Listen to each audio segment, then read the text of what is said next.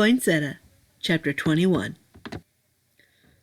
The front door flung open and in shot Danny, stomping her feet in the main hall. It's really cold out there.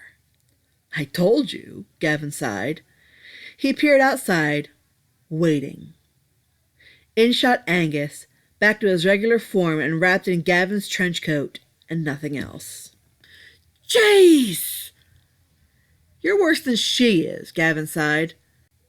How dare you two are, a voice called. Standing to greet them was Laura in her petticoat. Angus and Gavin both blushed and looked away. Geez, how could she just trot right to the front door in her underwear? Laura? I was wondering if you two were ever coming home. Why are you still awake? I couldn't sleep. I felt so lonely. Well, we're home now. I can keep you company, Angus smiled. Don't be so uncivilized, Gavin spat at him. The werewolf merely let out a whine as he headed off to put some clothes on. Do I even want to know? No, Gavin said simply. Laura leaned forward and smiled. Oh, where did this precious little darling come from? This is Danny Piper, Gavin introduced. She had a bit of a scare, and I brought her home. She smiled brightly as the child curtsied. Oh, well then you've come to the right place. Lord McIntyre is very good at making people feel safe. I know, Danny replied, swishing her skirt from side to side. Oh, you all must be frozen to the bone, Laura gasped. Let me make you all something warm to drink. You should get changed. Your clothes are soaked. What about me?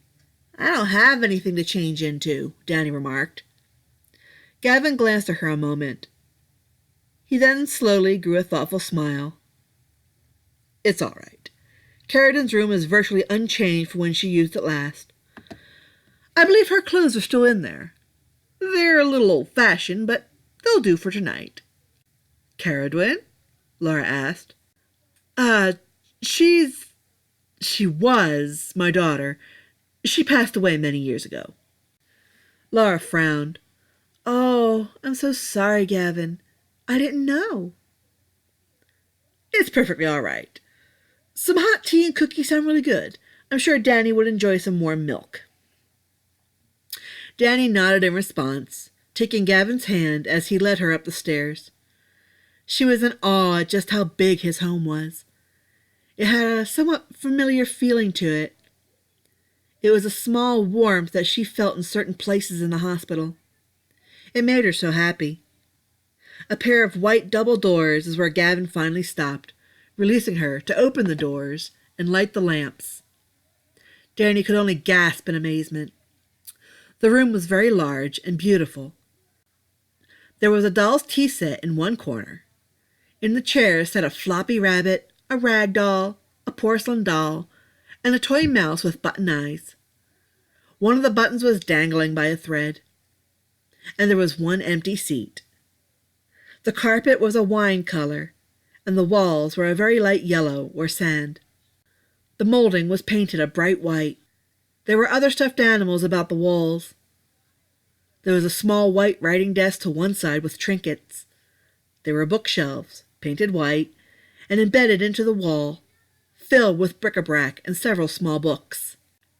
There was also a white rocking horse just before that. On the other side of the room was a standing white wardrobe. There were 2 large doors with black knobs, and rested over 2 drawers at the base for her pajamas and bloomers. In the corner was a small canopy bed, a lace canopy flowing over the top of the white bedposts. Long white curtains were tied back to reveal the inviting mattress covered in pink sheets, a fleece blanket, and a thick white comforter. Oh, Mr. Gavin! This was Carradon's room. Wow! She walked over to the tea set and set Bumblebee down. Look, Bumblebee, you can make some new friends. I bet they'd really like it if you had tea with them. Gavin smiled sadly and longingly. He used to watch Caradon play pretend with her stuffed animals and dolls this way. How he missed her. and yet he felt a sense of nostalgic peace with Danny in this room. He walked over to the wardrobe, kneeling to open the drawer and pull out a simple cotton and white lace nightgown with a little white ribbon bow about the collar. "Here you go, Danny. This will probably fit you. It's warmer and drier than the clothes you're wearing now." She bounded over to him and took the nightgown and smiled. She set it on the bed and didn't even seem to care about his presence as she began to strip off her clothing down to her birthday suit. He choked on his saliva, shocked at her lack of embarrassment, and turned away with a blush. He, of course, had more embarrassment. How opposite they were to one another.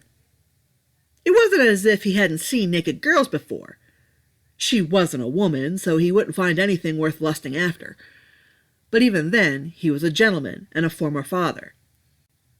Karasu had been naked before him many times, but this wasn't his child, and perhaps that alone was enough to make him uncomfortable. When she was finished, she turned and held out her arms. "How do I look?" "Like an angel," he smiled, picking her up and carrying her back down to the den where the tea and cookies were waiting before the fire. The following morning, Gavin was walking down the dark hallway. He yawned, having spent the night, after Danny had gone to bed, going over the financial files.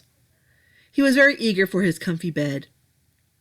He was almost, if one could tolerate the pun, dead on his feet. He paused, passing Karasu's room and hearing Danny inside, humming. Surely she couldn't be awake already. Slowly he opened the door and peeked in. He gasped at the sight. In the corner, the dolls and stuffed animals were rearranged, obviously having been played with.